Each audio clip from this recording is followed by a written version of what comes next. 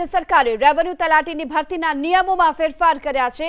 લઘુત્તમ શૈક્ષણિક લાયકાત અને મહત્તમ વય મર્યાદામાં ફેરફાર કરવામાં આવ્યો છે અને 9 વર્ષ બાદ રેવન્યુ તલાટીની રાજ્ય સરકાર ભરતી કરશે। ત્યારે રાજ્ય સરકારે છેલ્લે વર્ષ 2016માં રેવન્યુ તલાટીની ભરતી કરી હતી અને 9 વર્ષ બાદ હવે રાજ્ય સરકાર રેવન્યુ તલાટીની ભરતીની જાહેરાત કરશે અને આ રેવન્યુ તલાટીની અંદાજિત 3000 જગ્યા પર ભરતી કરવામાં આવનાર છે।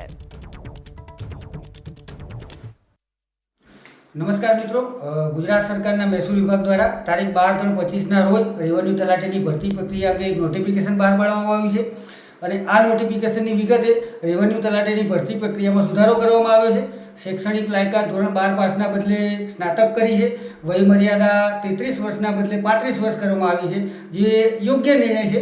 એટલે આ બે સુધારા અંગે કહું તો એક તો ઉચ્ચ અભ્યાસ કરેલ ઉમેદવારોની પસંદગીથી સમયની જરૂરિયાત અનુસાર વહીવટી કામગીરી ઝડપથી સમજી અને સારી રીતે પાર પાડી શકાશે અને બીજું કે વય મર્યાદા વધતા મહત્તમ લોકોને તકો મળશે।